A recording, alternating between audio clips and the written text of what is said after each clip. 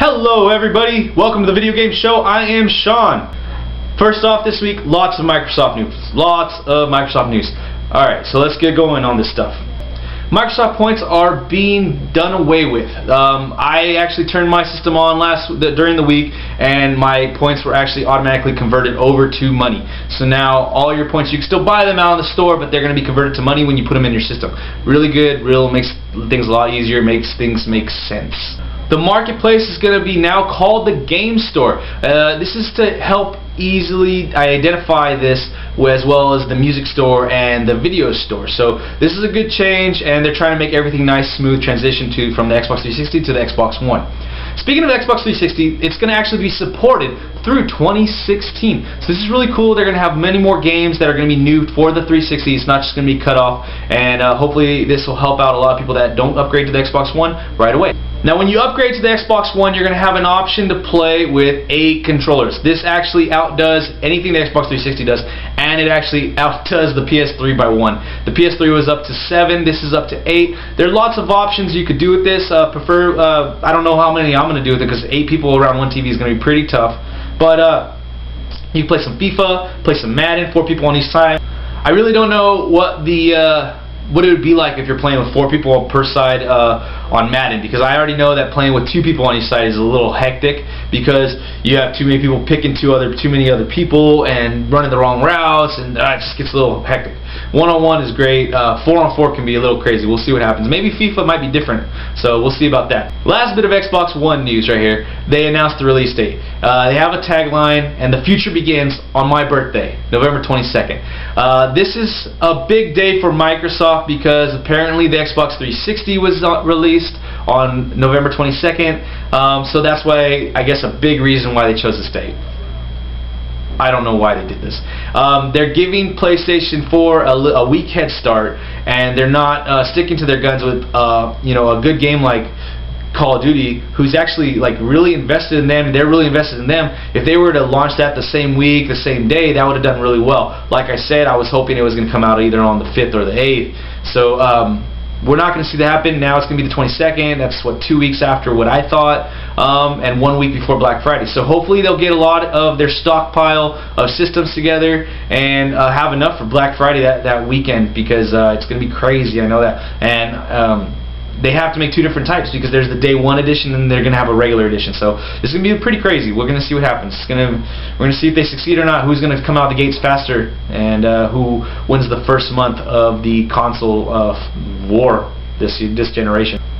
Speaking of the other combatant in the console war, the PS4 has announced that they are working on a VR headset, just like the Oculus Rift. It has not been announced that they are going to be using the Oculus Rift hardware, or they're going to create their own.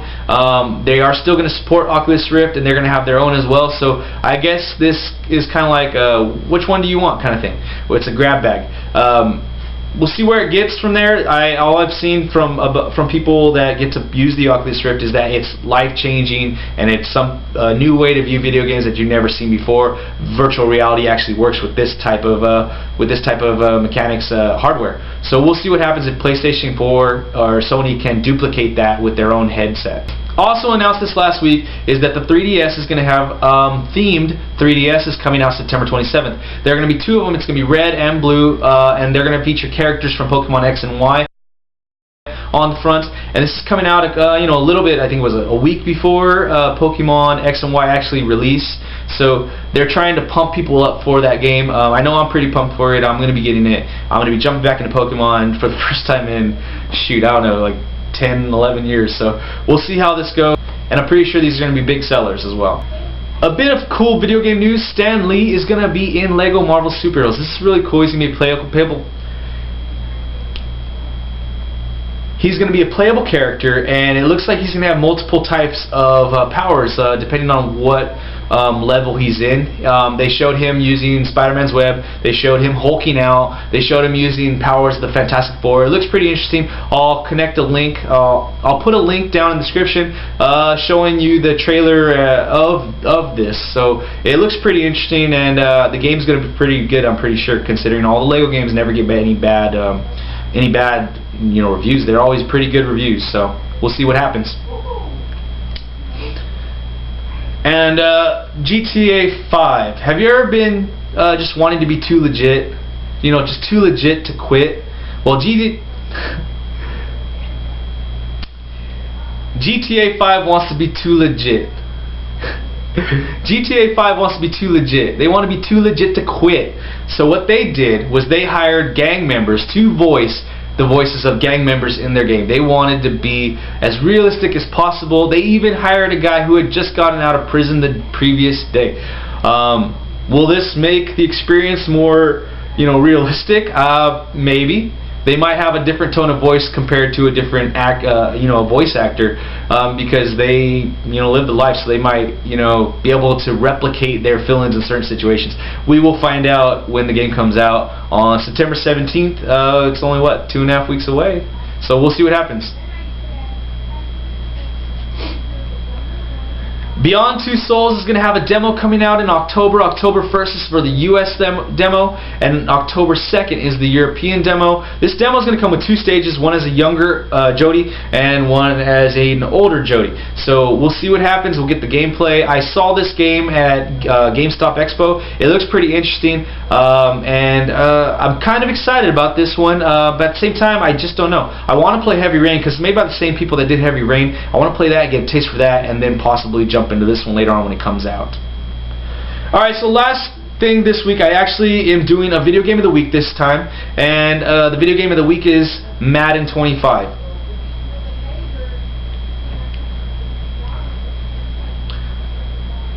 Alright, so Madden 25 is in his, I think, 2nd or 3rd year using this new engine, and they're getting better at using the engine, but there still are a lot of things that happen that shouldn't be happening, things that they said they corrected in Madden 2012. So I have issues with the game. There are still times when you're running the ball and you get sucked into your blocker. It's like the hitboxes hit each other even though you're not near the guy, and they just kind of go together. They said they corrected that. I don't know if they have. I think they just like to say things a lot over and over every year that they corrected this, they corrected that. They started doing this with 2012. I traded in 2012 after 1 month of having it because it was crap. 2013 was a little better. I kept it longer. This one's a slight step better, but there's still many things going on with this game that I'm not too happy about. That's one of them. The linebackers still seem to jump 15 feet in the air, and for some reason everybody has sticky hands in this game. I was playing, and my 3rd or 4th cornerback is over there 2 interceptions a game. It's like, okay, that's not supposed to happen. This dude has Madden verbiage right here. He has hands of stone. He shouldn't be intercepting that. So it's kind of weird. Some of the players and teams are rated really high, and because they're rated high, it makes like their whole team like really well versed in every play, run or pass. I played the Broncos, and their whole team was like an all-pro team. Their no-name defensive tackle one-arm tackled my running back, and it was like, are you serious? How is this happening? Like, some of these games, it's almost like the machine is giving them unfair advantage over you as a player. I know a few years back they started doing this whole thing where when you started playing they gave you the score of 500, and if you did badly it took from the 500 and it like lowered the level of difficulty to match where you're at, and then if you scored better it increased it.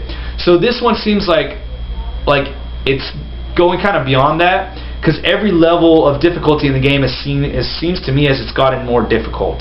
I usually would play on the level below what all Madden is. I can't even do that anymore. I have to play it on Pro, the level above Rookie. So I can't even play on All Pro. I have to play it on Pro. So that's what I mean. Like some of these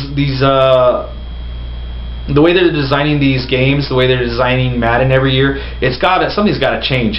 I'm really looking forward to getting the Xbox One version of this one. I'm going to trade mine in and buy the Xbox One version for $10, and hopefully that new Ignite engine on the Xbox One version will be a lot better, and a lot more items in the game will be smoothed out, and giving me more options, because I am seeing the same game over and over again, and it's getting really old. So I really want EA and people that make Madden, Tiburon, I don't know if they're still involved actually. I want EA and Madden, I want them to pick up their game. Pick it up, you know, knock it up a notch, because, you know, I want to see something better. I want to see something with the glitches, you know, knocked out of it pretty soon, because we've been playing this for too long and we've seen these same glitches for years and years and years, probably half a decade for some of these glitches. So anyway, guys, that's my game of the week. I definitely recommend playing it. I would also recommend, if you can't wait till November to get it, buy it now. If you buy it from GameStop, you can trade it in, get a $50 voucher, pay only $10 for Madden 25 on Xbox One. Or you could buy it from somewhere else, trade it in through Amazon, get a credit for $25, add it to the $25 you're already getting for it, and there's your $50, and it only costs you about $10 to get it from Amazon. There's a couple ways to do it, so I recommend buying it if you can't wait, and then trading it in, pay the extra $10 to get the next gen version of it. But the next gen version is the game that you want, not this one. So keep that in mind when you guys are out there at the video game stores. So that's it for the video game show this week, guys. Remember to click the like, share, subscribe buttons, share the episode with your friends, and let's get this conversation started off right. We'll see you next time.